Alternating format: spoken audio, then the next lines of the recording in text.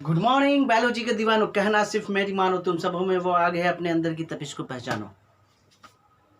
आज हमारा टॉपिक है मेल एक्सटर्नल जेनाइटल या जेनाइटेलिया।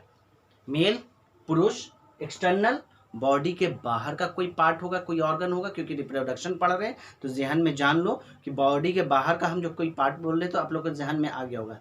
जेनाइटल जिसको हिंदी में बोलते हैं जन्नांग। जन्नांग मीन्स वैसा ऑर्गन ह्यूमन बींग का जो पार्टिसिपेट करता है रिप्रोडक्शन में, राइट। तो मेल एक्सटर्नल जेनाइटल का मतलब हो गया वैसा ऑर्गन ह्यूमन बॉडी का जो कि बॉडी के अंदर नहीं, बॉडी के बाहर है और वो पार्टिसिपेट कर रहा है रिप्रोडक्शन में। तो हम लोग और आप बेहतर जानते हैं कि ह्यूमन बींग में मेल में एक ऐसा ऑर्गन है जो बॉडी के बाहर जो कि पार्टिसिपेट करता है। अगर वो ना रहे तो हो सकता है कि रिजल्टेंट जो ह्यूमन बींग का रिप्रोडक्शन का रिजल्टेंट है ऑफ स्प्रिंग ना बन पाए। तो वो पार्ट है पेनिस।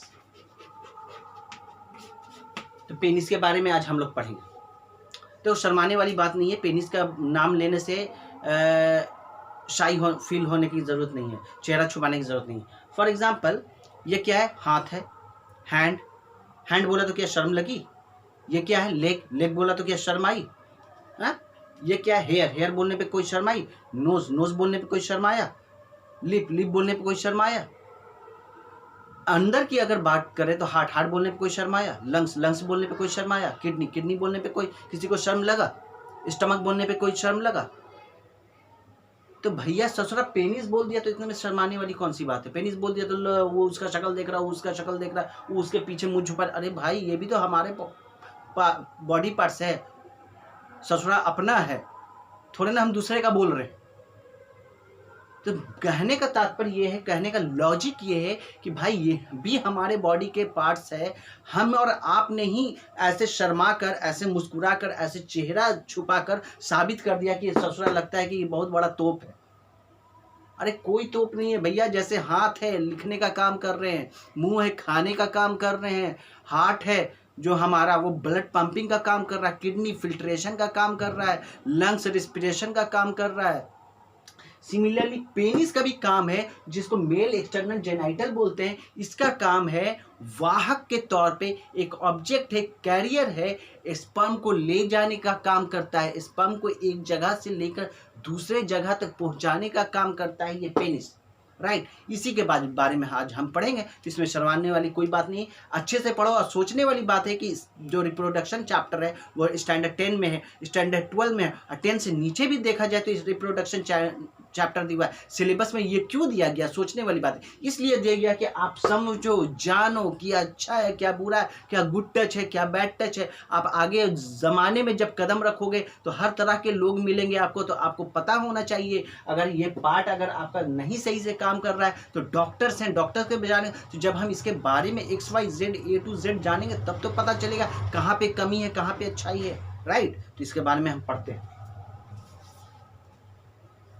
पेनिस, पेनिस मैंने अभी बताया कि एक ऐसा सोर्स है, एक ऐसा ऑर्गन है जिसका काम सिर्फ और सिर्फ स्पर्म को, सीमेंस को एक जगह से दूसरे जगह ले जाना है। और समझना कि स्पर्म का जो मंजिल है वो क्या है? ओवम है। क्लियर? ओवम है। ओवम किसका पार्ट है? ओवम फीमेल के अंदर बनता है, ओवरी में। तो फीमेल के बॉडी के अंदर ओवम बन रहा है, तो फीमेल के बॉडी के अंदर तक स्पर्म को पहुंचाने का काम पेनिस करता है। क्लियर? समझ गए? इतना सा काम है। अब अगर हम स्ट्रक्चर देखें पेनिस की तो 2-3 चीज इसमें समझने वाली बात होगी।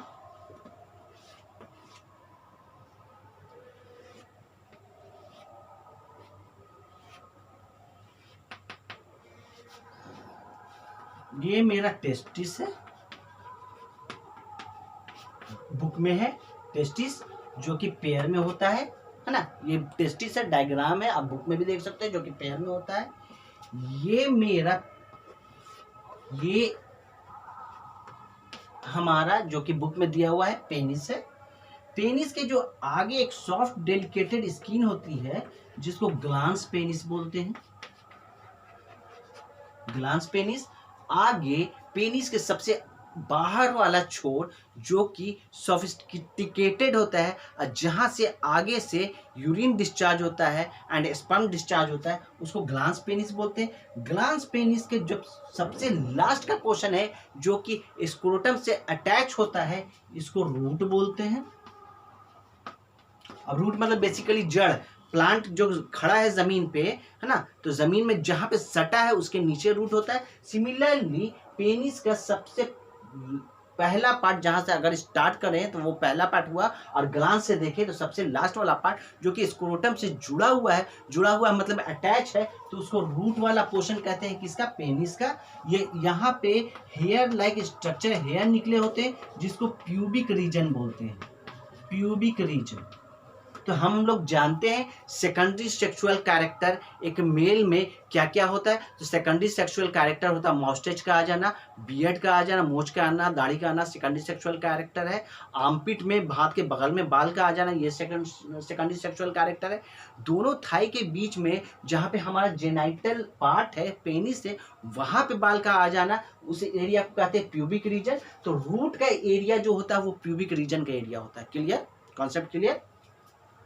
ये वाला पार्ट ग्लांस और रूट के बीच का ये जो लंबाई है पेनिस की, इसको शाफ्ट बोलते हैं, SHAFT, शाफ्ट। बेसिकली देखा जाए तो नॉर्मल जो पेनिस का जो साइज होता है वो क्या होता है, 3.5 से 5 इंचेस का, है ना, तो ये शाफ्ट होता है। अब यहाँ देखो, ग्लांस हो गया, पेनिस हो गया, बीच में एक पतली पाइप होती है अंदर में जिसको यूरेथ्रा बोलते हैं। और यूरेथ्रा हम और आप जानते हैं कि कॉमन पैसेज है डिस्चार्ज होने का, बाहर निकलने का, किसका, यूरिन का और स्पर्म का, सीमेंस का। तो स्पर्म और सीमेंस और यूरिन एक कॉमन प्लेस से निकलते हैं जिसको यूरेथ्रा बोलते हैं, और ये पेनिस के अंदर होता है। क्लियर।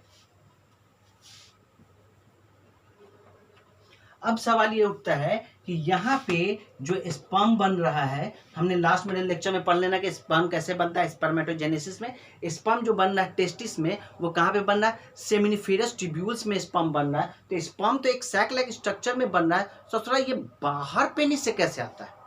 अब ये सवाल है, ये समझ में नहीं आता। जैसे प्लांट के केस में हम लोग देखते थे कि एक जगह से दूसरे जगह जो भी शिफ्टिंग होता था वो डिफ्यूजन या ऑस्मोसिस करता था। तो ससुरा यहाँ पे भी कोई ऐसा पंप है क्या डिफ्यूजन ऑस्मोसिस का, ससुरा वो इस पंप को खींच लेगा बाहर, या सकिंग पावर कोई फीमेल बॉडी में ऐसा लगा हुआ है कि जैसे उस फीमेल बॉडी के कांटेक्ट में मेरा स्पर्म आता है ससुरा खींच लेता है उसको, ऐसा है क्या।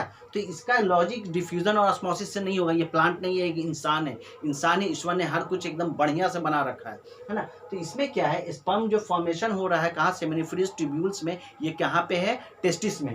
तो यहाँ पे क्या होता है, जो पेनिस होता है वो ससुरा शांत अवस्था में नॉर्मल, इसमें क्या होता है, वहाँ पे इरेक्टाइल नहीं होता। जब इरेक्टाइल हो जाता है, इरेक्टाइल का मतलब होता है हिंदी में खड़ा हो जाना, टाइट हो जाना, हार्डनेस आना। तो ये इसमें जब ये टाइटनेस आएगा, अब सवाल ये उठता है कि पेनिस में इरेक्टाइल कब होता है। इरेक्टाइल का मतलब कि हार्डनेस, खड़ा होना, ये खड़ा कैसे हो जाता है, टाइट कैसे हो जाता है। तो इरेक्टाइल होने का में अहम भूमिका जो है वो कॉर्पोरा कैवर्नोसा का है। कॉर्पोरा कैवर्नोसा क्या है, एक टिश्यू है। हम और आप जानते हैं कि पेनिस में बोन्स नहीं होते हैं। पेनिस किस चीज़ का, टिश्यू का, नर्वस का बना हुआ होता है ना, टिश्यू और नर्वस का बना होता है ये क्या, हमारा पेनिस। तो कॉर्पोरा कैवर्नोसा क्या है, एक टिश्यू है। ये टिश्यू कैसा है, ये टिश्यू सारे शाफ्ट पोर्शन में, शाफ्ट वाले पोर्शन में ये फैले होते हैं, और इनमें बहुत सारा जगह होता है, कैविटी होती है, खाली कैविटी होती है। किसमें, कॉर्पोरा कैवर्नोसा एक खाली कैविटी की तरह एक स्पेस है।